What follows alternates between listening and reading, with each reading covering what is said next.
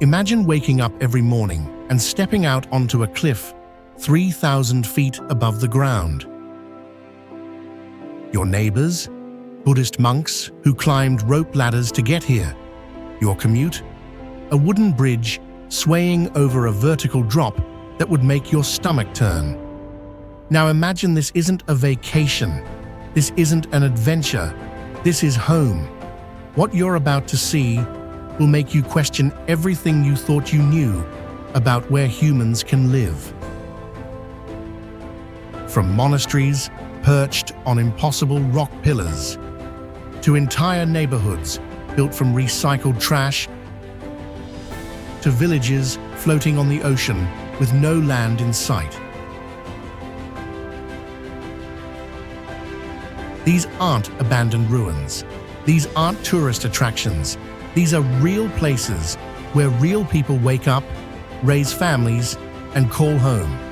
And some of them will leave you absolutely speechless.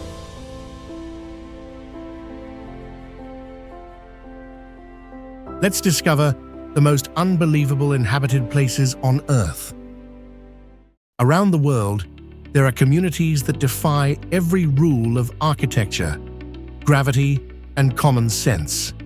They're built on vertical cliffs, suspended between clouds, carved into mountains, and even floating on water. Today, we're going on a journey through 5 categories of these extraordinary places. Each one tells a story of survival, faith, ingenuity, and adaptation. Because in every improbable corner of our planet, there's someone who calls that place home. Our first category might just be the most breathtaking. These are places where humans chose to live as close to the clouds as possible, defying logic and gravity itself. Picture this: massive stone pillars rising hundreds of feet into the air, formed over millions of years by erosion. Now imagine building monasteries on top of them.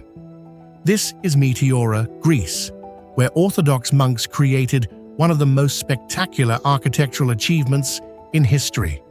These monasteries literally float above the mist, perched on natural rock columns that look like they were placed there by giants. In ancient times, the only way to reach them was by being hauled up in baskets using ropes and pulleys. One wrong move and, well, let's just say, faith was essential. Today, there are stairs carved into the stone, but the sense of spiritual isolation remains untouched. Living or praying in Meteora means separating yourself from the world below and touching something eternal. Halfway around the world in China, there's a sacred mountain called Mount Fanjing, and on top of an impossibly thin rock formation, 2 Buddhist temples were built with courage that borders on the insane. To reach them, visitors must climb thousands of zigzagging steps, crossing narrow bridges with vertical cliffs on both sides. Your legs burn, your lungs scream for oxygen, and then you arrive. At the summit, prayer flags flutter in the wind, and the human presence feels microscopic against the grandeur of nature. Yet monks choose to live here, dedicating their lives to meditation and contemplation at what seems to be the closest point to heaven on earth. In Myanmar, there's a monastery built on what remains of an ancient volcano. The Taung Kalat Monastery sits on a narrow but solid base, and it looks like it's glued to the sky. The climb demands both physical stamina and respect. Hundreds of steps, flanked by curious monkeys, observing every visitor. When you reach the top, it's not just a physical sensation, it's spiritual. The horizon opens in all directions, revealing endless plains and distant mountain silhouettes. The monks who live here follow a silent routine of chants and rituals, and every morning they watch the sun rise much, much closer. Finally, we cross the Mediterranean to Apricale, a medieval Italian village perched on the hillsides of Liguria.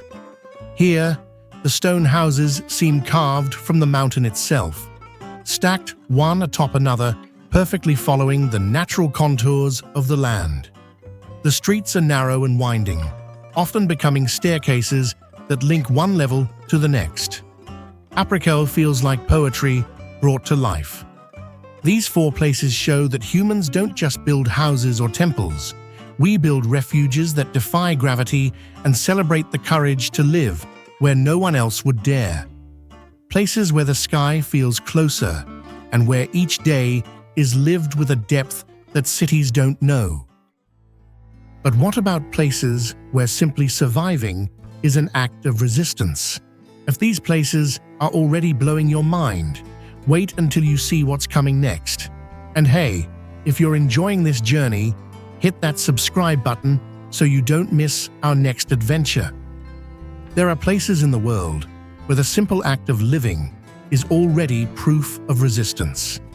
In these inhospitable territories, marked by severe climates, extreme geography, and natural isolation, small towns and villages defy the logic of survival. Hidden in the heart of the Himalayas is Malana, a village surrounded by colossal mountains and protected by a deep valley. Getting there requires a long walk through narrow trails between fog and cliffs. But what makes Malana truly unique isn't just physical isolation. The residents follow an ancient code of conduct and have their own self-governing system, considered one of the oldest in the world. The population avoids contact with outsiders, believes in divine lineages, and maintains customs that have passed through millennia almost untouched. It's like stepping into a time capsule where the outside world simply doesn't exist.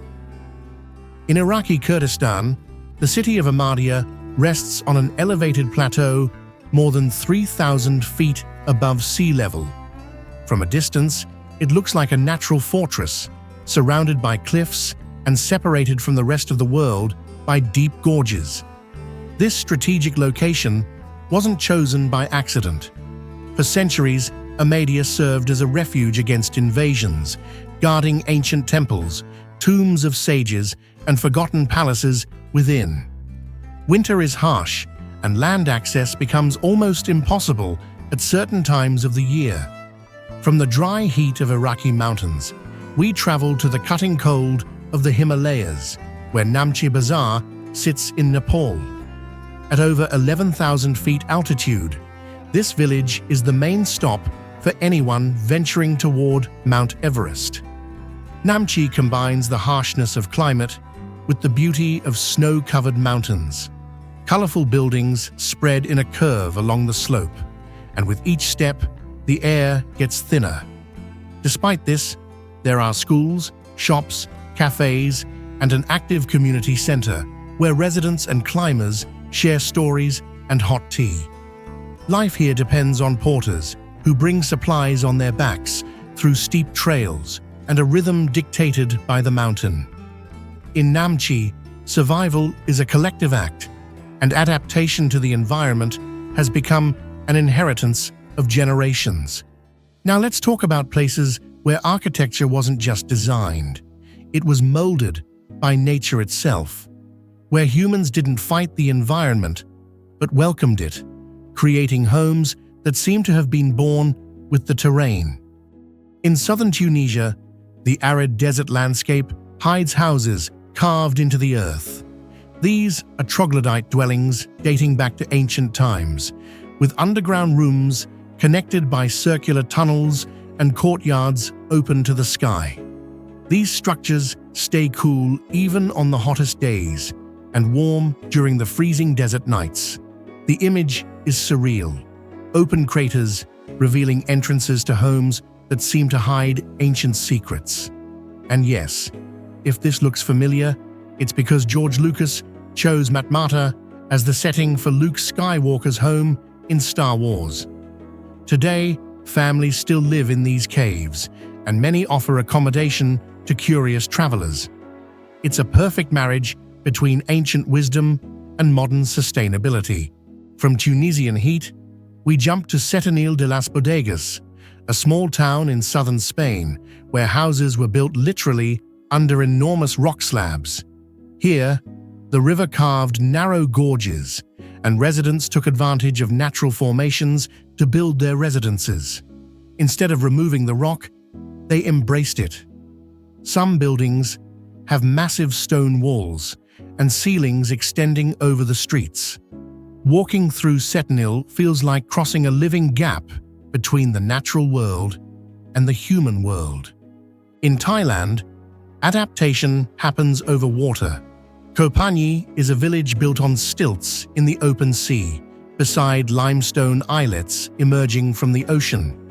The community was created by Muslim fishermen who arrived there over 200 years ago without permission to own land. The solution was bold and brilliant. They built their houses on wooden stakes, forming a floating labyrinth of streets, schools, mosques, and even an improvised soccer field. The village floats with the rhythm of tides, and life continues over water, with boats docked at house doors. The landscape is breathtaking. Green mountains rise on the horizon, and colorful houses float under the sky, reflected on the calm sea surface. Here, water isn't an obstacle. It's home, sustenance, and culture. Finally, we arrive at Yanjian, China, considered one of the narrowest cities in the world. Squeezed between mountains and cut by a serpentine river, Yanjian extends along a narrow corridor of stone and water. Buildings follow the river's path, pressed against rocky walls. Streets are narrow, space is scarce, and the terrain doesn't allow lateral expansion. But the city flourished, resisted floods and landslides, and remains alive. Residents adapted by building upward, taking advantage of every inch of the slope, balancing architecture with geography. At first glance, it seems impossible that so many people live in such compressed space, but there are markets, schools, temples, and entire lives that grew shaped by the narrow banks of an impetuous river. These adaptations are absolutely incredible, right? If you're learning something new today, drop a comment telling me which of these places surprised you most. I read every single one. There are places in the world where time isn't a line, but a continuous spiral, where past and present walk side by side, and modern life pulses over millennia-old foundations. The citadel of Erbil in northern Iraq is one of the oldest continuously inhabited cities in the world. Atop an artificial hill rises this millennia-old citadel with rounded walls that witnessed empires, invasions, and rebirths. Walking through its alleys is like crossing layers of history. Below, modern movement vibrates. Above, the silence of mud walls carries memories of Mesopotamia. Today, there are efforts to restore and preserve this archaeological gem, while its inhabitants still live there, keeping alive a tradition dating back over 5,000 years. From ancient Mesopotamia, we cross the ocean to the heart of the Andes. Cusco, Peru, was the capital of the Inca Empire, and to this day, its streets preserve stones molded by the hands of the children of the sun. Spanish colonial buildings rest on perfect Inca walls, fitted without mortar, as if Earth designed each curve with mathematical precision. But Cusco isn't just an open-air museum. It lives, breathes, and transforms. Colorful markets, traditional festivals, Andean music, and residents walking between Baroque churches and ancient temples show that the city's spirit didn't stay in the past. It updates, dialogues with tourists, but resists. The city is a link between worlds, where every corner tells a story. Heading toward the Mediterranean, Italy's Amalfi Coast reveals another form of living heritage. Here, amid mountains plunging into the blue sea, small villages balance on cliffs, forming one of the planet's most spectacular landscapes. Amalfi, Positano, Ravello. They rise like colorful honeycombs on rocky escarpments. But they're not just beautiful, they're ancient. Stone houses and centuries-old churches guard memories of sailors, merchants, and artists who made the coast a strategic point between cultures. Today, the region is recognized World Heritage, but there's something more. Just watch fishermen casting nets into the sea, ladies selling lemons at small doors, and religious festivals illuminating the night to realize there's a proper rhythm, a continuity unbroken by modernity. Rom monasteries touching the clouds to villages floating on water, from cities carved into cliffs to neighborhoods built from recycled trash, from ancient citadels to vertical forests in modern metropolises. What we've seen today isn't just about architecture or geography. It's about the incredible human capacity to adapt, to dream, to persist, and to create home in the most impossible places imaginable. These places remind us that there's no single way to live, no single definition of home, and no limit to human ingenuity when survival, faith, or belonging are at stake. Every one of these locations proves that the extraordinary can become ordinary, that what seems impossible to us is simply daily life for someone else. So the next time you think your commute is difficult or your living situation is challenging, remember, somewhere in the world, someone is climbing 1,000 steps to reach their monastery in the clouds. Someone else is navigating boats between floating houses. And someone is building life from what others threw away. If this video opened your eyes to just how diverse and incredible our world is, do me a favor, subscribe to the channel, hit that like button, and share this with someone who loves discovering the extraordinary. Drop a comment telling me, which of these places would you actually want to visit? Or better yet, which one would you be brave enough to call home? Thanks for watching, and until next time, keep exploring the impossible.